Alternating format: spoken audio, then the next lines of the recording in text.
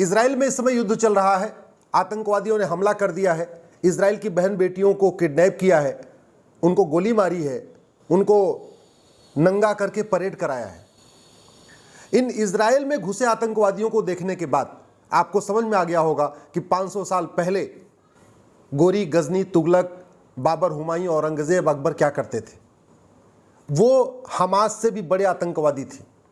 ये जो आईएसआईएस के आतंकवादी आज जो काम कर रहे हैं, हमास के आतंकवादी जो काम कर रहे हैं, ये हमारे देश में बाबर, हुमायूं, तुगलक, गोरी, गजनी 500 साल पहले कर चुके हैं। और इजराइल को खतरा केवल विदेशी दुश्मनों से है, विदेशी आक्रांताओं से है, विदेशी आतंकवादियों से है। भारत को तो भारत में बैठे लाखों की संख्या में गद्दारों से खतरा है। भारत को खतरा है माओवादियों से, भारत को खतरा है नक्सलियों से, भारत को खतरा है जिहादियों से, भारत को खतरा है मिशनरियों से, भारत को खतरा है घुसपैठियों से, रोहिंग्या घुसपैठियों से खतरा है, बांग्लादेशी घुसपैठियों से खतरा है। भारत को खतरा है जो भारत की डेमोग्राफी बदल रहे हैं, मजार बना के, दरगाह बना के, पक्का कब्रिस्तान से, उनसे खतरा है। भारत को खतरा है उस विदेशी सोच से जो भारत में तो रहती है, वो रहते भारत में है लेकिन भारत की किताब नहीं पढ़ते, वेद पुराण नहीं पढ़ते, वेद पुराण से नफरत करते हैं, भगवत गीता रामायण से नफरत करते हैं, मंदिर से नफरत करते हैं, भारत की परंपरा से नफरत करते हैं, भारत के त्यौहार से नफरत करते हैं। सब रहते भारत में है लेकिन हर भारतीय चीज से नफरत करते हैं। भारत को खतरा उस सोच से है जो विदेशी है, जो भारत में बैठे हुए जिहादी हैं, मजहबी उन्मादी हैं, अलगाववादी हैं, या तथाकथित वो मौलवी हैं, मौलाना हैं, रहते भारत में है, कपड़ा पहनते हैं अरब के स्टाइल में, बोलते हैं अरब के स्टाइल में, नमस्ते करते हैं अरब के स्टाइल में, सोचते हैं अरब के स्टाइल में, और बाकी तो छोड़ो। कहते हैं राम पूजा के लायक नहीं है, कृष्ण पूजा के लायक नहीं है, विष्णु पूजा के लायक नहीं है, शंकर पूजा के लायक नहीं है, गणेश जी पूजा के लायक नहीं है, लक्ष्मी जी पूजा के लायक नहीं है। वो रहते भारत में है, बार बार संविधान की बात भी करते हैं, लेकिन महिला पुरुष को एक समान नहीं मानते। उनका ये मानना है महिलाएं तो केवल उपभोग की वस्तु हैं, महिलाएं केवल मौज मस्ती की वस्तु हैं। समाधान क्या है? हमने क्या सीखा इजराइल से? हमने क्या सीखा मुगल के काल में जो कुछ हुआ? हमने क्या सीखा उस जौहर से? कुछ नहीं सीखा। गुलामी का नाम चल रहा है, गुलामी की निशानी चल रही है, गुलामी की परंपरा चल रही है, गुलामी का रीति रिवाज चल रहा है, गुलामी का कानून चल रहा है, गुलामी की शिक्षा व्यवस्था चल रही है, गुलामी की पुलिस व्यवस्था चल रही है, गुलामी की न्यायिक व्यवस्था चल रही है। और जो खतरा आज इजराइल झेल रहा है वो खतरा हमारे सर पे भी मंडरा रहा है, और कई गुना ज़्यादा मंडरा रहा है, कई गुना ज़्यादा मंडरा रहा है। क्यों? क्योंकि इजराइल को तो केवल विदेशियों से खतरा है, भारत को तो भारत के अंदर के गद्दारों से खतरा है। इन गद्दारों का समाधान करना पड़ेगा। नहीं करेंगे तो आज नहीं तो कल जो फ्रांस ने झेला, जो आज इजराइल झेल रहा है, वो कल भारत झेलेगा।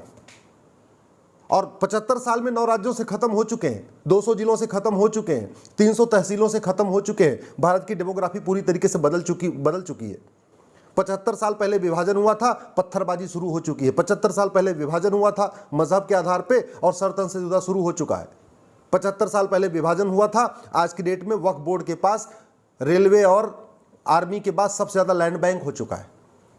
तो भारत को खतरा जिहादी संगठनों के साथ साथ जिहादी कानूनों से भी है।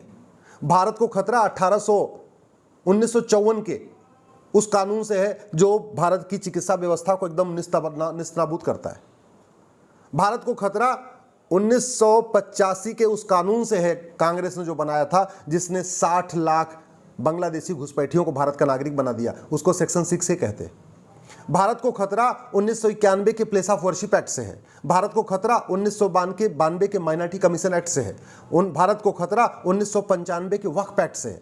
भारत को खतरा 2012 के उस राइट टू एजुकेशन एक्ट में जो बदलाव किया गया उससे है, जिसके अंतर्गत कांग्रेस ने मदरसों को राइट टू एजुकेशन के दायरे से बाहर निकाल दिया गया। जो भारत के खतरे हैं ये तू मैं करने से खत्म नहीं होंगे, नूरा कुश्ती करने से खत्म नहीं होंगे। जो भारत के सामने खतरा है वो दल गुलामी करने से खत्म नहीं होंगे, नेताओं की जय जयकार करने से खत्म नहीं होंगे, पॉलिटिकल पार्टियों की हाहाकार करने से खत्म नहीं होंगे।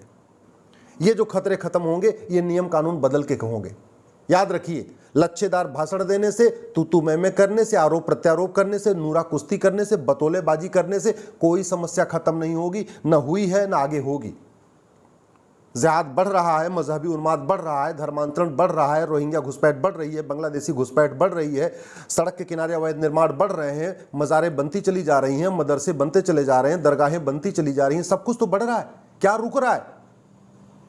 अगर हम नहीं जागे, अगर जातियों में बटे रहे, भाषा के आधार पर बटे रहे, क्षेत्र के आधार पर बटे रहे, पंथ के आधार पर बटे रहे और अगड़े पिछड़े के आधार पर बटे रहे, दलित सवर्ण के आधार पर बटे रहे, तो याद रखना, जैसे पाकिस्तान से भगाए गए थे ना दौड़ा दौड़ा के, अफगानिस्तान से दौड़ा दौड़ा के भगाए गए थे, बांग्लादेश से दौड़ा दौड़ा के भगाए जा रहे हैं, ऐसे एक दिन भारत से भी भगाए जाएंगे। और भारत में भगाए गए हैं। कश्मीर से दौड़ा के भगाए गए, नागालैंड से दौड़ा के भगाए गए, कुछ दिन पहले मणिपुर से दौड़ा दौड़ा के भगाए गए, मेघालय खाली हो चुका है, पूरा नॉर्थ ईस्ट खाली हो चुका है, पंजाब में बहुत बड़े पैमाने पर कन्वर्जन शुरू हो चुका है, तो नॉर्थ ईस्ट भी गया, भारत के 200 जिले हाथ से निकल गए, भारत की 300 तहसीलें हाथ से निकल गई, भारत के 9 राज्य हाथ से निकल गए, फिर बचा क्या है? वीके न्यूज, राष्ट्र के नाम।